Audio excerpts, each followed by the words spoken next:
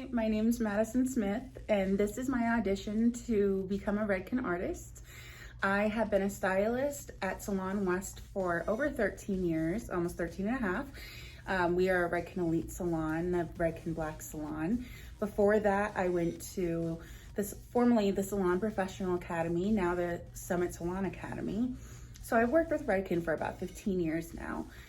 I love Redken as a community and I want to be a part of it. I have loved them since I was in high school. I remember going to get my hair done in high school, being a mixed half black, half white girl, and having a stylist that used Redken color and shampoo and conditioner and product on me for the first time, and feeling like my hair was amazing and feeling like it was so soft and so luxurious and gorgeous. And I think that was the first time I ever felt that way about my hair. So I want to be a part of Redken because I want to make other people feel that way, and I want to facilitate classes and educate stylists to help them teach people to feel that way, whether they have different textured hair or different density hair or different color. I want to be able to facilitate teaching people to feel the best they can about themselves. That is my #1 goal. And Redken is the #1 way I can think to do that. I love Redken's color, I love their cut. I'm a certified hair colorist and a Redken specialist. And I look forward to working with you. Thank you so much. Bye. I'm my model Danielle today. We've already prepped her hair with pre-art and cleansing cream. We've also done 2 cat treatments just to get her hair a little bit stronger because we want to go a little bit lighter today. So what we're going to be doing is using blonde icing with 20 volume around her head. I like to foil some of my guests when it's more of a customized color service like this with shapes on the head versus just putting things in quadrants and off of a temple. So for my guests today, what we're going to be doing is putting foils in her hair or based in circles around her head. So that gives her a lot of vertical and diagonal foils to give her that dimension she's craving without putting many horizontal foils because she's not looking for blonde coverage. After we put the foils in her hair, I'm going to be going in on her zone 1 to cover her base with Cover Fusion 6NN with 20 volume. I'm going to be using this formula because she likes to be a level 6 at her base and she likes to be a little warmer. So we're going to be using the NN to cover the little sparkles she has and the 20 volume to expose the little warmth of that are getting way too warm. On zones 2 and 3, after I apply her zone 1 base, I'm going to be applying the Shades EQ Acidic Bonder Clear with processing solution just to give her some great shine and really rev up any healing that her ends could need with the acidic bonding treatment within the Shades EQ. It's going to give her great shine, great movement, and make her hair feel like it's revitalized again. So like I said, what we're going to be starting off by doing is we're going to be putting a couple little baby foils right at her hairline, tiniest of sections. So I'm going to start by taking a little section right around her, right in her hairline, right in the front, and clip the rest of it out of the way. And this is a small section. You want to be able to easily see through it like you're reading a newspaper or a magazine or your cell phone through it. So you're going to take a little baby section width of a peace sign right on the edge of the hairline, and I'm going to microwave it. Just a little tiny baby foils, about this much compared to what is underneath. And then I'm going to take it in a foil and place it up. And use our blonde icing with 20 volume and start about ½ an inch away, and then feather it up towards her hairline and continue on the ends of her hair. Don't be afraid to come back up again if you want to try and get it just a little bit tighter. And then fold it up however you feel comfortable, but try not to leave it a mess because it's never fun when it's a mess. And foil number 1. So I'm going to be doing 2 foils identical to this on the front of her hairline.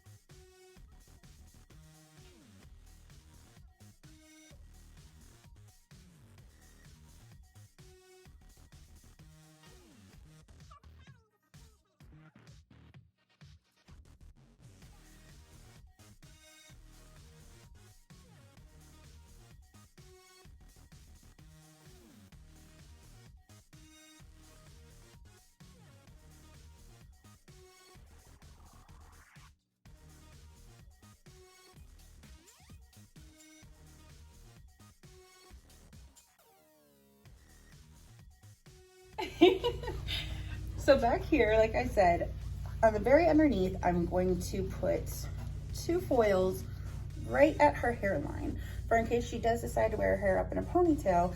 That way it gives that nice brightness from underneath, but we're gonna make a microwave so it's not gonna look like she's a blonde underneath, because she's not trying to look like a blonde, she's just trying to have the same dimension throughout. So that's what I'm gonna do right now. And like I said, in the back of the head is pretty much the only place where I'm gonna be putting any horizontal foil, because I'm not trying to make her necessarily look fuller or more blonde than she is, which is traditionally why you would use horizontal foils. I'm just putting it in the coverage underneath so that when she pulls her hair forward, like we tend to do, you'll see those nice bright pieces in the front. So this one, like I said, right on the hairline, just a little tiny baby microwave. And then just the same as the front, I'm going to take that, place it on our hairline, and apply blonde icing. A good trick I also like to recommend, I love using blonde icing for foils, but sometimes, especially if it takes you a little bit longer to foil, the blonde icing can tend to get just a little frothy and a little full. So I like to keep a whisk in with the blonde icing and stir it up periodically, and it will kind of reduce that froth a little bit, so it brings it right back to that icing consistency that we all like. All right, so same thing, we're gonna feather it up to zone 1.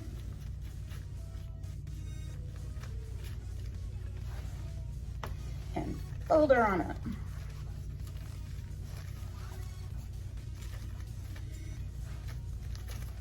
And I'm going to continue that and put one more foil right above it. Okay, now that we have the hairline done, this is where we get to the fun of why I'm using a circle. So if this is starting to make sense to you, we have her highlights in the front. I can always cut that part out. But right behind it, we're going to end up right on her hairline with 2 vertical foils. We're going to end up with diagonal below it, and then we're going to end up with horizontal underneath. And we're gonna continue through the hair that way. That way we have nice ribbons of color on top, we have movement within the interior of her hair, and we have some width underneath for coverage when she pulls her hair forward, like I said. So I'm moving on now just to the outside, or inside I guess, of the first section of rings I made. And I'm gonna continue to take very thin sections because Danielle has a little bit of silkier hair and I don't want to make it look like a chunk on her head. So I'm going to take a finer section and then I'm going to do a traditional weave on that section. And then we'll take our foil, place,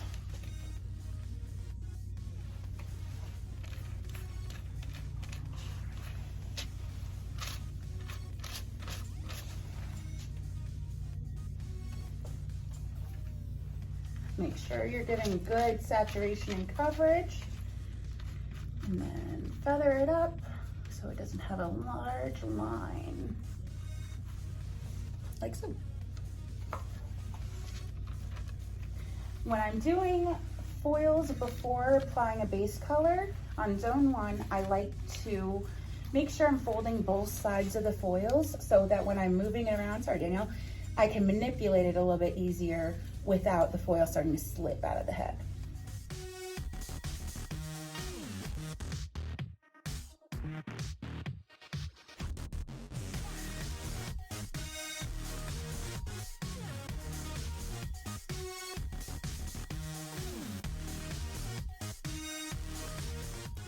I've gone ahead and done her foils on the interior of her ring on one side.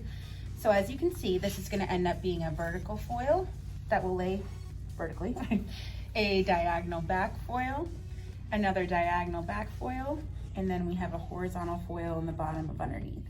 Now I'm going to go ahead and mimic that on the other side. So on this side, she will have a vertical, another diagonal back, another diagonal back, and I've already done the horizontal. So now that I have all the foils in on the interior of the circle, I brought down the top section. So what I'm gonna do is I'm going to go about an inch back traditionally, but it's also just based off the next round of her head. So technically this is gonna bring you right back to the top, the very top center point of her head. And I'm going to go ahead and continue to follow my lines from our previous section and create another circle. So there's one half, and then I will mirror that on the other side.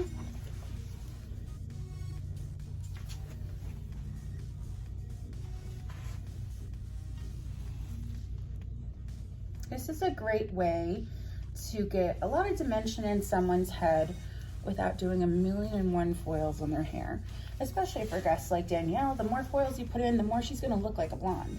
And like I said, that is not her goal today. So our goal, and we'll get that out of the way, is to just give her as much dimension as possible without making her too light. So since I already have a foil on the outside of the previous circle, I don't need to go in and start one right at the previous parting. So right behind it, where I just drew that last circle, I can go ahead and take another traditional foil, traditional weaved foil right at that circle's beginning. So I'm gonna go ahead and do that all the way around the circle again in about 2-inch sections, thin slices, and traditional weave.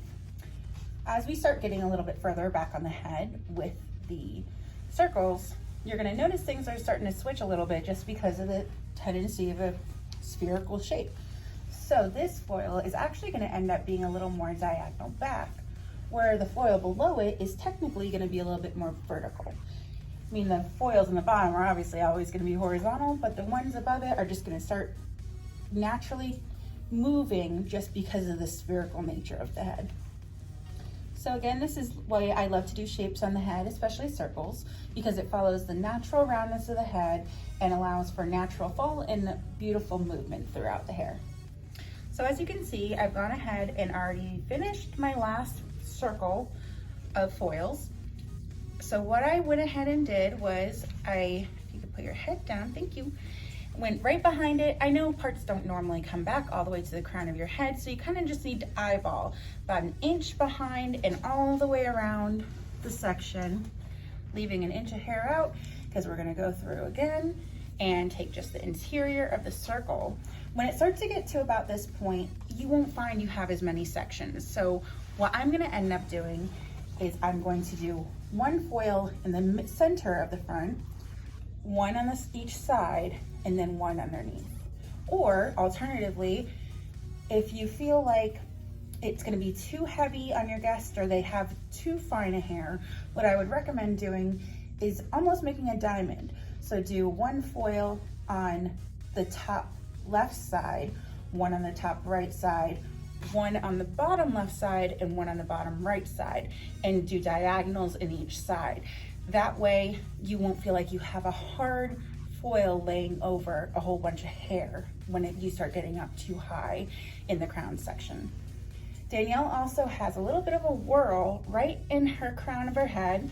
So after I finish this circle, we're gonna do something a little different when I get to the next sections. So now we are in the last fun circle at the top of Danielle's head, which is just so cute if we just leave it like this, don't you think? But instead, I have a trick for whirls that I like to use in the crown of the head. Danielle has a whirl that if you fluff up the back of her hair, you can see that it goes clockwise in the head. Which means that if I took diagonal foils that run in the same direction as her whirl, it's going to accentuate the whirl. So instead, I'm going to take diagonal back forward foils in the opposite direction of the whirl, so it will camouflage it when it splits. So I'm going to start right in the back right corner of her head, and I'm going to take a diagonal back foil, and I'm going to do one every about 3/4 of an inch until I finish up the circle.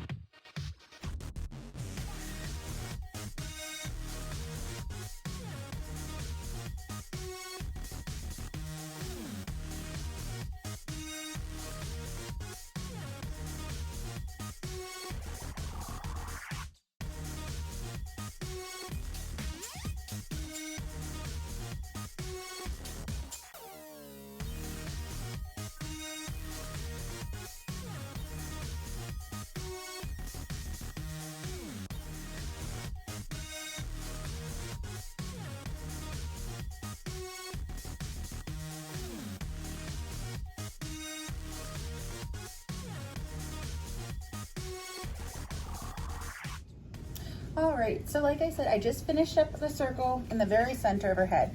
I only ended up having to put 4 foils in there just to cover and give it some dimension. So it's gonna be some pretty diagonal back foils that will just lay over everything right on her whirl of her crown. So this is the nice part about this foil placement, is that it didn't take me very long to put a full head of foils in her hair. And there's probably only about 25 in there. It is gonna be really nice, gorgeous coverage and a very multi-dimensional look without taking a million years to put them in. All right, now that we've got Danielle fully foiled, I went back and mixed up her base color.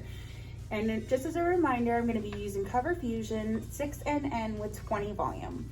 So I'm gonna go through by quadrant of her hair, which makes it a little easy, especially the way we place the foils, because pretty much half of them are gonna be on each side of her head, so it'll be easy to do one side at a time. So I'm gonna start in the top of the back, or top of the center, I'm sorry, and go through and start applying her base just at her zone 1,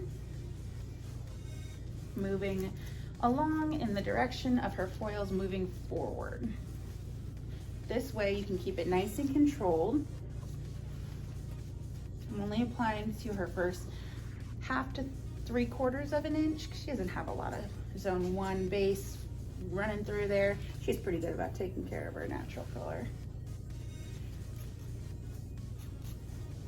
And I'm going through, and on each side of the foil where it connects to the head, I'm making sure that's nice and saturated so any of her sparkle doesn't end up popping through after you take the foils out. And this is where cleanliness really comes in key, especially when you start getting closer to the hairline. I don't want to leave her with a whole bunch of stains walking out. I just want to leave her with gorgeous color on her head, not her forehead.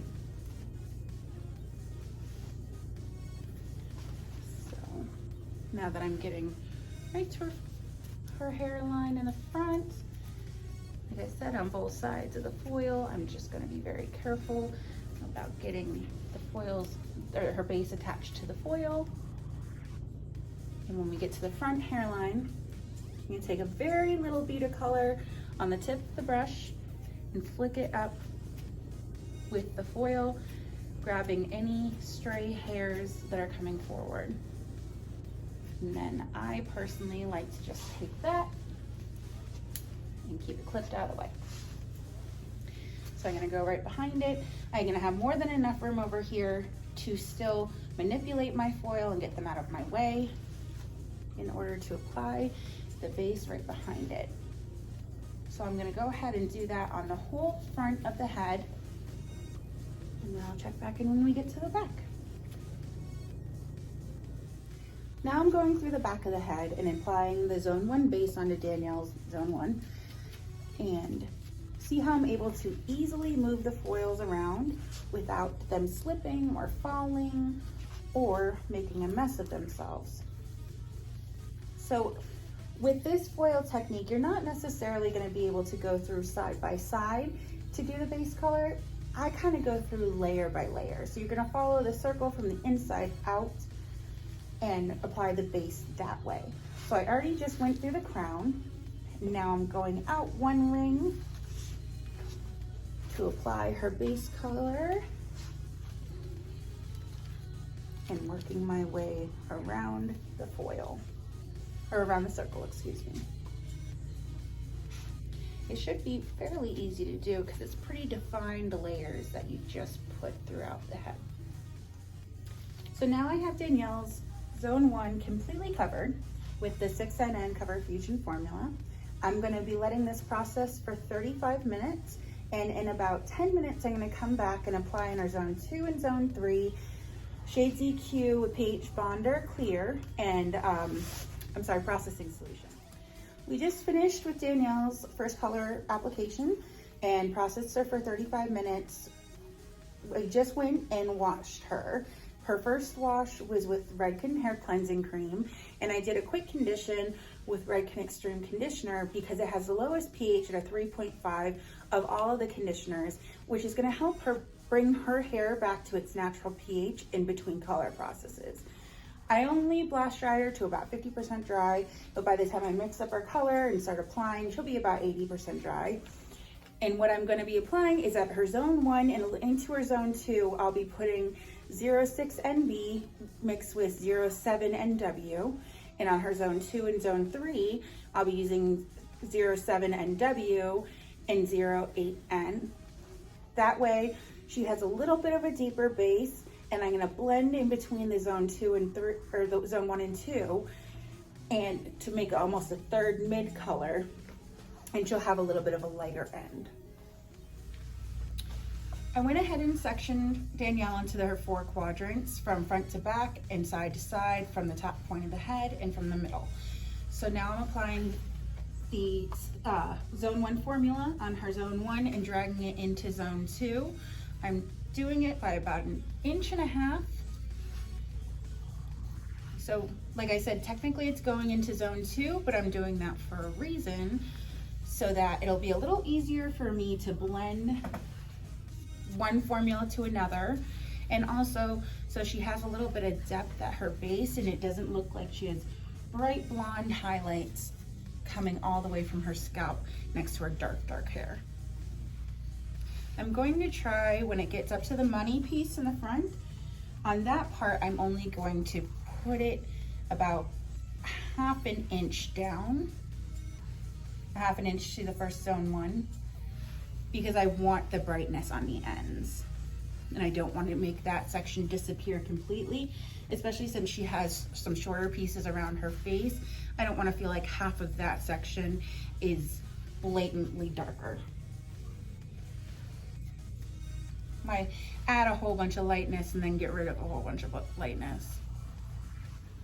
So as you can see, I've just finished putting Danielle's glaze on her zone 1 on the front right side of her head. And as you can see, I only brought the formula back about a half an inch on her money pieces. But if you go further into the section, I have it drugged down for about 1.5 inches throughout the interior of the section. And I'm going to do the same thing on the opposite side in the front.